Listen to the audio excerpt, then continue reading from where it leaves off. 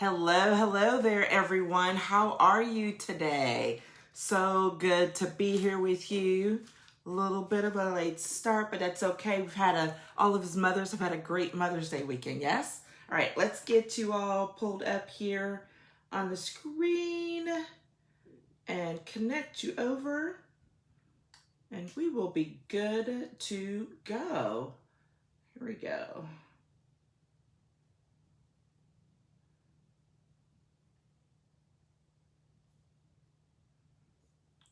All right.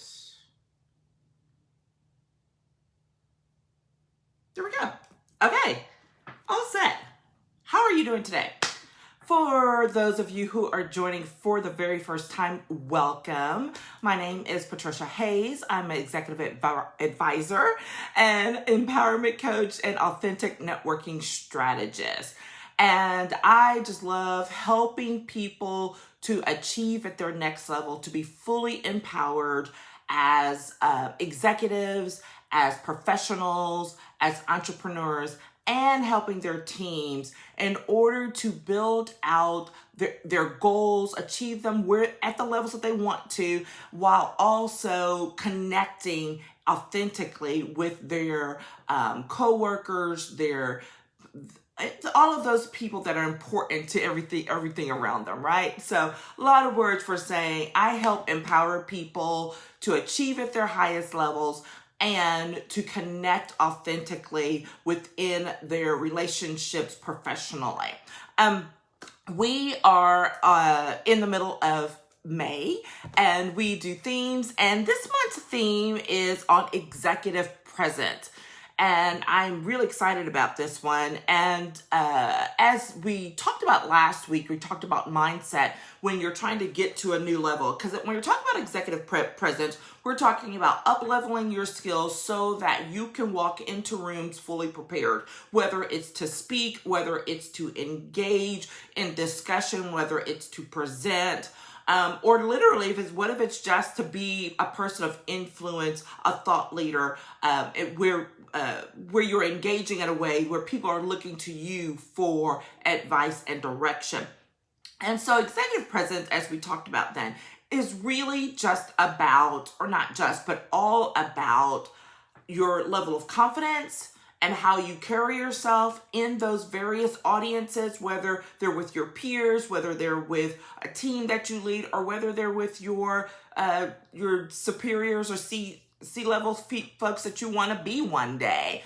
It's about how you carry yourself, how you present yourself, so that you can be effective and gain the confidence of those varying audiences whenever you need to.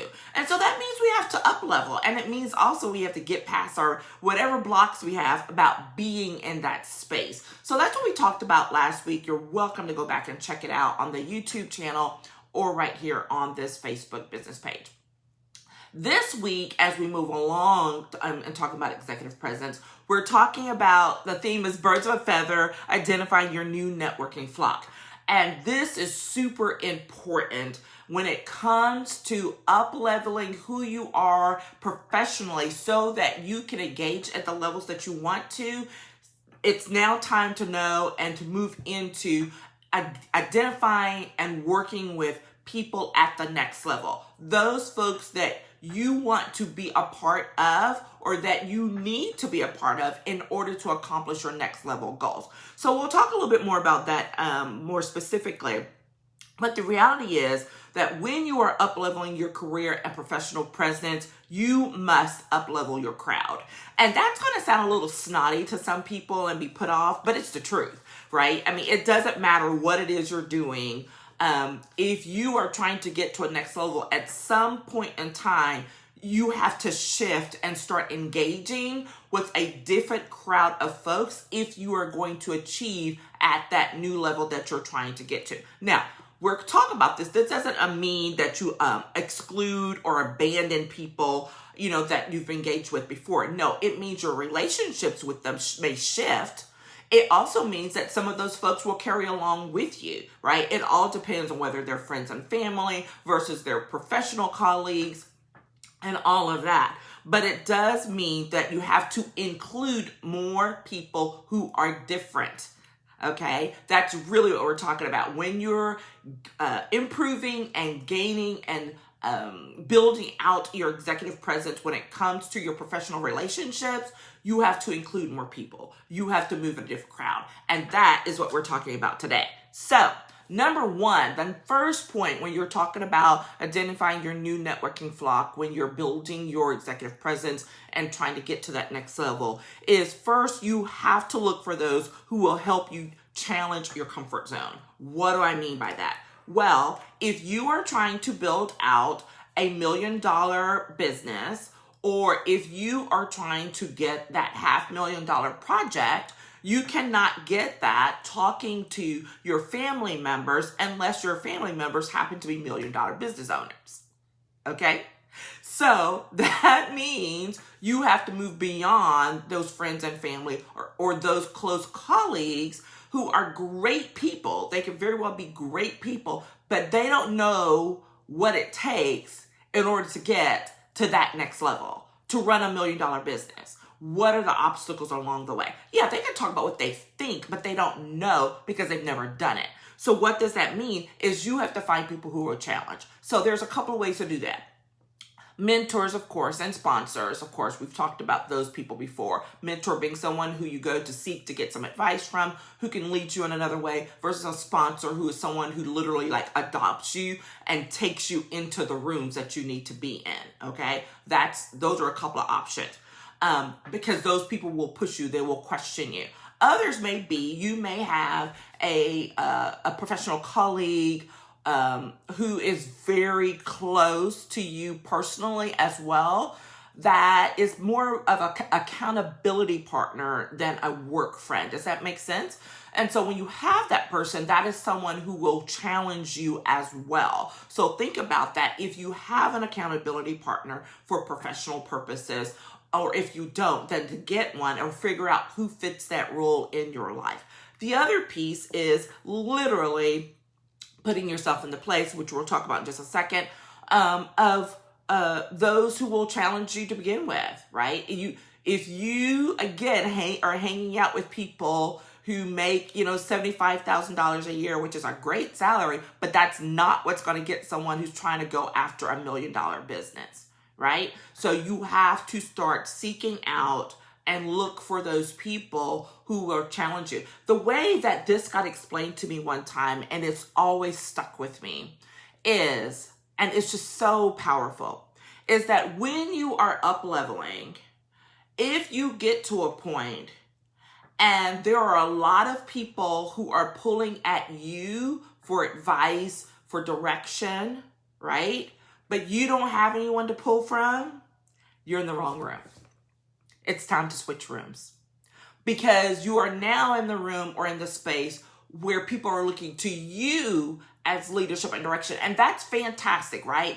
But when it comes time for you to up level, you can't get what you need from those folks below you professionally. You need someone new. You need to go into a room where you are the new person looking up. And that gets a whole lot into some ego and some, challenging mindset pieces, but that is what it takes, okay? So you definitely want to look for those who will help you challenge your comfort zone, all right? So we talked about mentors, sponsors, accountability partners, and new folks who we're going to talk about next. So secondly, it may require that you find, or it does require that you find those who are positioned where you want to go. All right, there we go.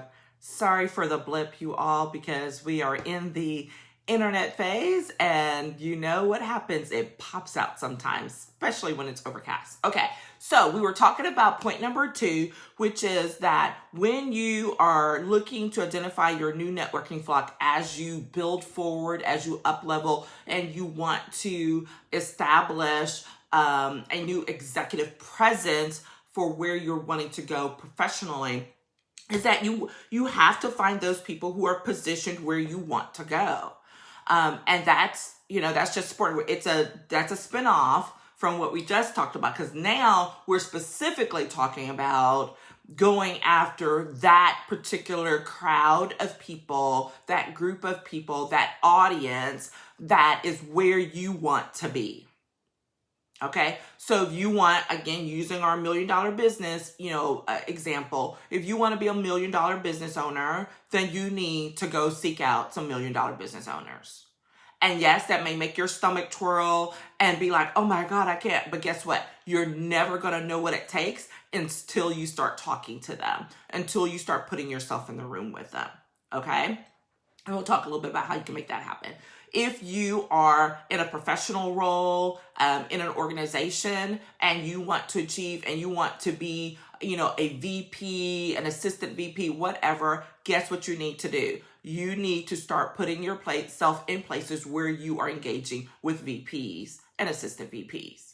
Okay, so there are all kinds of ways that you can do this when you're talking about doing it.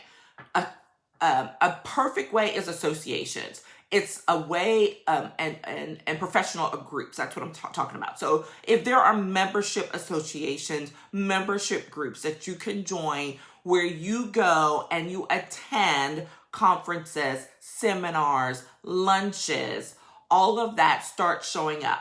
What does that mean? It means some investment on your part. If your office will not pay for it, then guess who gets to pay for it? You all know, or if you don't know me yet, you will find out I am a huge advocate for investing in your own professional development. It doesn't matter what the office will pay for. If they will pay for it, fantastic. If they won't, then you take the personal leave and you go pay for it for yourself. Been there, done that. Okay? I invest heavily in coaching even to this day. It has not always been easy. It has definitely been a struggle, especially as an entrepreneur who has shifted in her field in the last 5 years. So yeah, there have definitely been some difficult times, but I've always continued to invest in professional development, not in the ways where I was. I mean, I still do my CLE for legal purposes because I want to keep my license active, right? And that's a requirement of it. However, I'm not spending thousands of dollars on a higher level CLE. I'm doing what I need to do to get by on that because I'm not actively practicing in those areas right now. Those are supplemental for me. What I am investing in is coaching, is in mindset, CEO development, coaching that involves setting up business organizations online, all of that. That is what I'm investing in because guess what? That's the space I want to be in. So I have to go find the people and go hang out with them. I hang out with them in the Facebook groups that I find. I join new organizations around town, all of that. Or I leverage organizations that I've been in for years and start engaging with people in a new way. Okay, there's so many different ways to do that. All right, there are organizations, there are activities that I've been a part of for some time, but I've moved from being, a senior level government administrator to a university, C-suite person, to owner of a lobby firm, to now this executive coaching piece. And I'm still engaging with my folks, but I'm engaging with them a different way. I'm making different asks. I'm getting different introductions. All right. So that's how you can manage this process. So, we all have our little moments when we have to binge watch a show. And I hadn't binge watched this $1 million listings New York in a while because I didn't even know it was still on. So there I was over Mother's Day weekend, binge watching it for the first time in a while. And guess what I got? A fantastic quote. First of all, it is a great lesson to sit and observe when you actually sit and observe and watch what the actions and the activities that are going on and what these realtors and brokers are actually engaging in, the behaviors, the mindsets, all of that stuff. It's fantastic stuff to watch from that perspective. So if you're interested, it's always that. But here it was like timed for today's session because one of the brokers, whose name is Tyler Whitman, He said, if you want to level up, you have to surround yourself with people at the level you want to get to. Perfect. It says it in a nutshell. It is so true. And he was talking about this in the context of there was a realtor with a broker with way more experience than him that he kind of clashed with at first, but he realized he needed to pull back because this is someone who he could learn a lot from because he wants to be at the level that that person is in. So he shifted his mindset. He shifted how he interacted with that person and put him in a position of learning, of being someone who can teach him something about the business so that he can one day be in that position. And that was it. He goes, I gotta put myself around those folks. Okay? And yeah, it may look like you're making some mistakes sometimes or like you don't know something, but guess what? That's the whole point. You have to learn. Most of this does not come to anyone automatically. It just doesn't. You have to learn. You have to learn how to speak better. You have to learn how to engage with others better. You have to learn how to communicate better. You have to learn how to hold presence in a room when you're making a presentation. All right. There are some things that are more natural for some people than other, but no one gets it all right all the time right off the bat. It's just not true. It's just not true. It was so funny. I was watching, and I need to finish it, but there was a recent interview of T.D. Jakes talking about his new book, Don't Drop the Mic, I think is what it's called. And he was talking about, because, the person who was interviewing him was saying, you're just a masterful public speaker, and what do you do? And he goes, I study. He's like, what? And he was like, I study speakers all the time. He goes, and it doesn't mean that they have to be, because he's a well-known a speaker and pastor and all of that. He goes, but it's not about that. I watch them. I study them. He goes, I study great litigators. I study great public leaders and all of these folks around. He goes, and I listen to what they're saying, and I listen to the tempo that they assume at different times in their presentations, whatever. He goes, and then I adapt it for myself and I grow. So powerful, so powerful.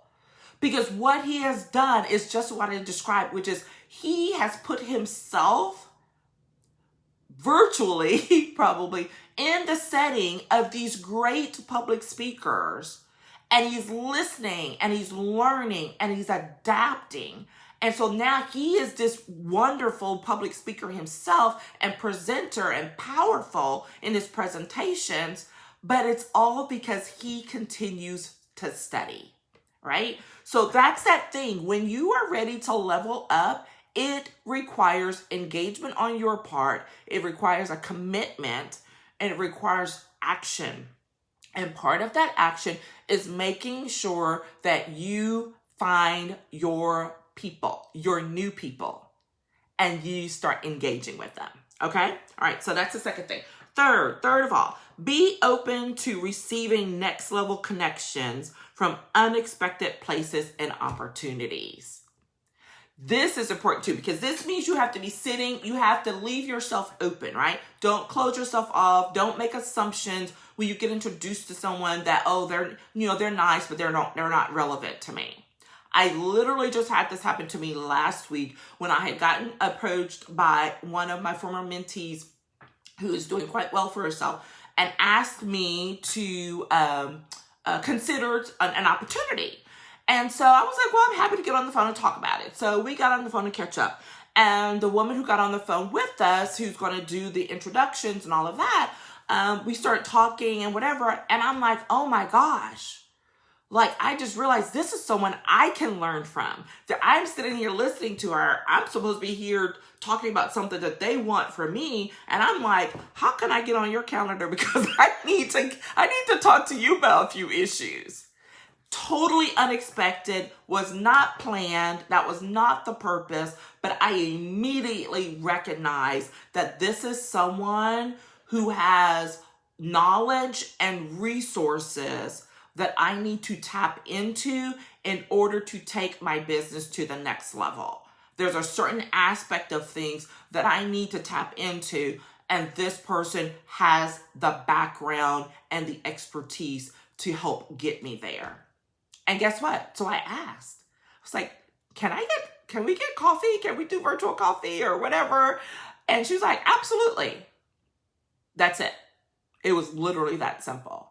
But you have to leave yourself open. You have to listen for the opportunities. You have to keep an eye out for them. And then, what did I say? Take action. Don't be afraid to move forward and make the ask. Make the ask. Ask for coffee. Ask to, can we set up a separate call? Can I get on your schedule? Can I get on your calendar? Whatever those things are so that you can move forward.